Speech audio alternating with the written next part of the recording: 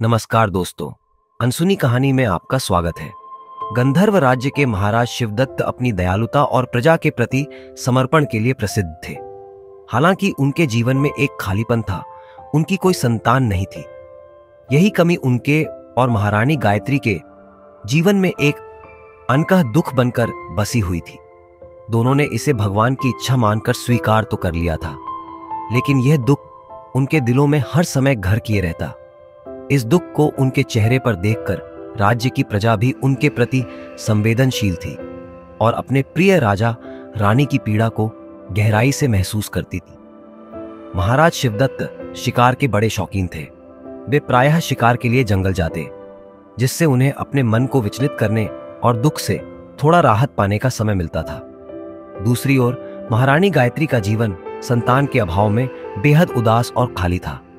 वह महल में सारा दिन खाली बैठी रहती और इस खालीपन के साथ उनकी पीड़ा और भी गहरी हो जाती। एक दिन महाराज ने अपने सैनिकों के साथ शिकार के लिए जंगल की राह पकड़ी। रास्ते में महाराज शिवदत्त ने अपने सिपाहियों को पीछे छोड़ दिया और अकेले ही जंगल की गहराई में बढ़ते चले गए। तभी अचानक उन्होंने किसी बच्चे के रोने की करुण आवाज सुनी।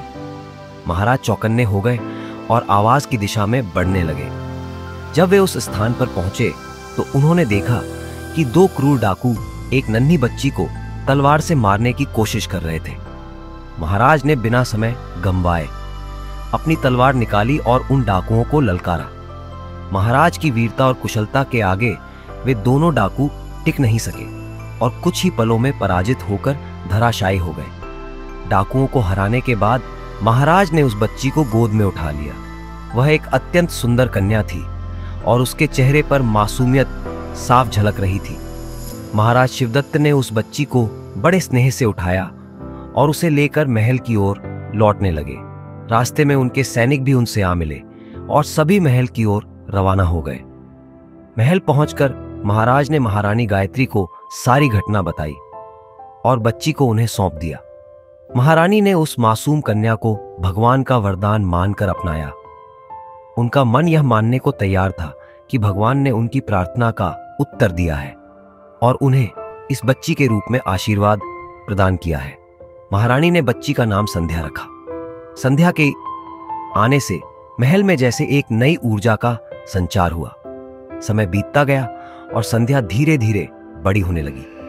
महाराज शिवदत्त ने उसे न केवल राजकुमारियों की तरह बल्कि राजकुमारों की भांतिबाला उसे हर प्रकार की शिक्षा दी गई। शास्त्रों का ज्ञान, अस्त्र शस्त्र चलाने की कला और नेतृत्व के गुण। संध्या को कभी यह महसूस नहीं होने दिया गया कि वह एक कन्या है। वह अन्य राजकुमारों से भी अधिक निपुण हो गई और राज्य के मामलों में महाराज शिवदत्त का साथ देने लगी। संध्या अब जवान हो चुकी थी और राज्य की प्रजा में भी उसकी लोकप्रियता बढ़ने लगी थी। उसकी उदारता और साहस के किस्से दूर दूर तक फैल गए थे। प्रजा उसे अपने दुख सुख के साथी मानने लगी थी। महाराज के साथ साथ संध्या भी प्रजा के हर सुख दुख में साथ खड़ी रहती थी और उसकी समझदारी से गंधर्व राज्य में खुशहाली और शांति का वातावरण बना रहा। लेकिन यह शांति ज्यादा दिनों तक टिक नहीं सकी। कुछ ही समय में गंधर्व राज्य पर भैरव नामक एक खतरनाक डाकू का आतंक छा गया। भैरव बहुत ही चालाक और बेरहम था। वह रात के अंधेरे में लूट और कत्ल की वारदातों को अंजाम देता और फिर भेष बदलकर गायब हो जाता। उसकी असली पहचान अब तक किसी को भी नहीं पता थी।